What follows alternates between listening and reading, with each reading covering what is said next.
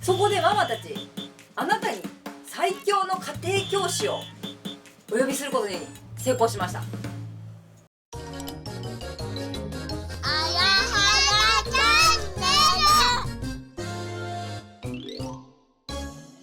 皆さんこんにちは。あやはやチャンネルのあやです。今日はさあ、もうあっという間に1年が終わりました。あやさん、どうですか最近？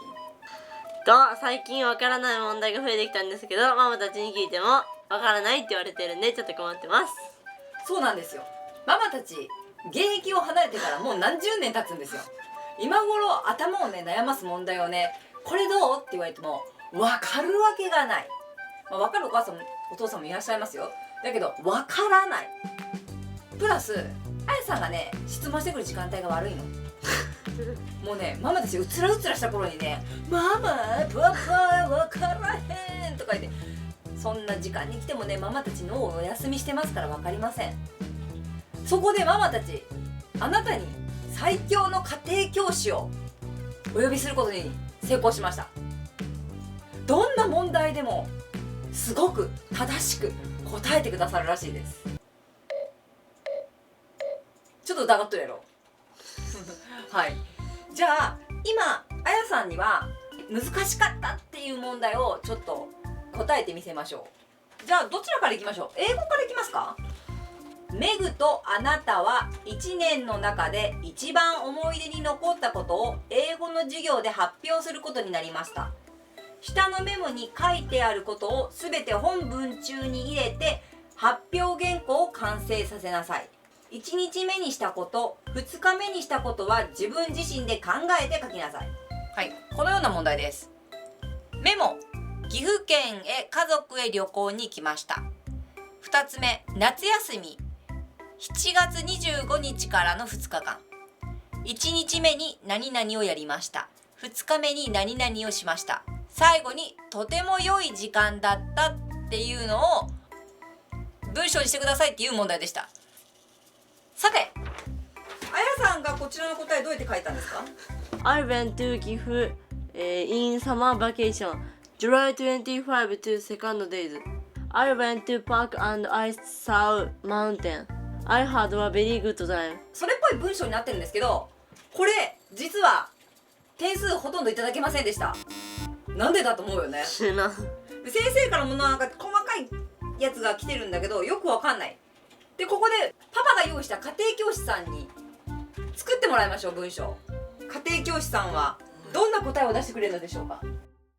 これさ、あやさん、一番最初はファミリーがないですって書いてある。それだけの話らしいよ。だってさ、問題量多くてさ、それ解く時間5分もなかったんよ。ファミリーがないですよっていうので聞かれて、1日目は何をしました、2日目何をしましたって書いてほしかったよね、先生的には。はい、あやさん打てました。これを聞いてみます。いいですか？すごい時間かかる。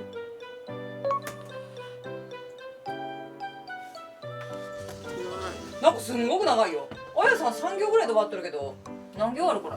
1,2,3,4,5,6,7,8,9,10,11,12,13。訳すと、皆さんこんにちは。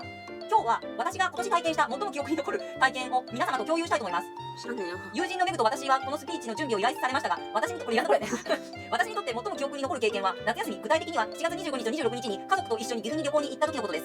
旅の初日は江戸時代の街並みや伝統的な建築物を残る高山旧市街を訪れました。知っとるの？この人高山を。私たちは歩き回り、地元の店やレストランを探索し、有名な飛騨牛を試してみました。知っとるの？この人。2日目は伝統的な合掌造りの農家で知られるユネスコ世界遺産の白川郷を訪れました。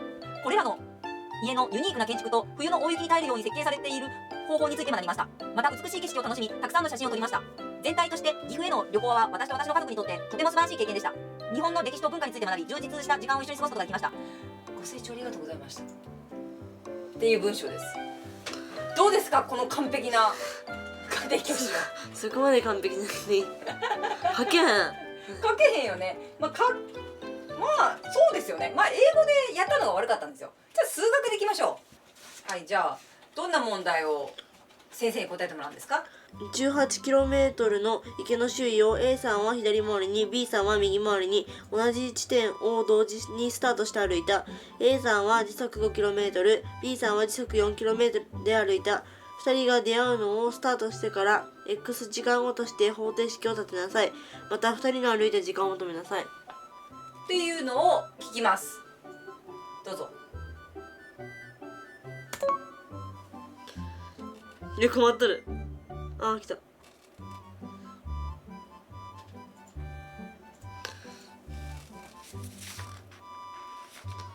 ってるかな。お、あれ、答えは合っとるけどさ、方程式が使ってる方程式がさ、中学1年生がさ習ってる方程式じゃないんじゃない？いや意味はわかるんだけどさ、答えは合っとんの？答えは合ってるけど方程式が違う。それは正解と言えるのか。でも答えは出てる。困ってる。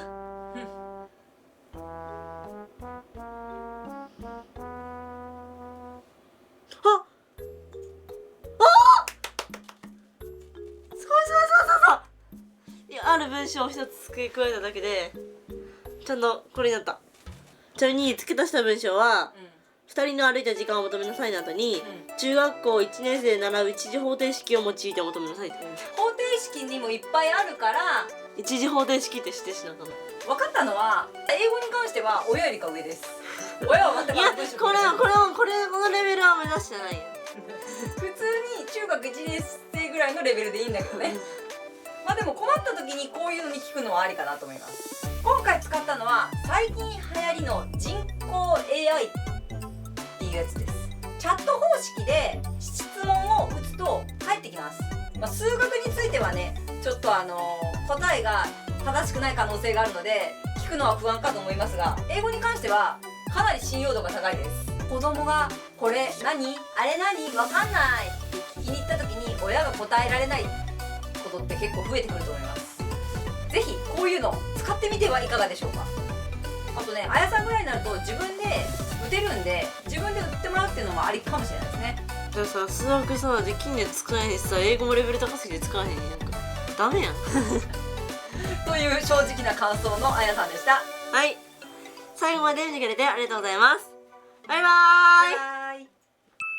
この動画実は前回の最強家庭教師の後に引き続き撮っております。最近あやさん勉強ですごく悩みがあります。何ですか？英語が全くできません。そうなんですよ。あやさんね、ワークとかをめちゃくちゃ人よりかやるんですよ。素晴らしい先生なの。だから数学はバカすぎて使えへんし、英語は高すぎて使えへんねん。バカと天才は紙一重って言うからね。だからそんだけ文章の問題が難しいってことなんだよな。もっと簡単な問題しなかった。理科とか数学、理科とか社会とか。理解しとるものをさやっても意味ないやんまあな、早いにはちょうどいいかもしれない。ベルリンの壁崩壊したのはいつですかとか。あの子喜びそうじゃない、そういうネタ。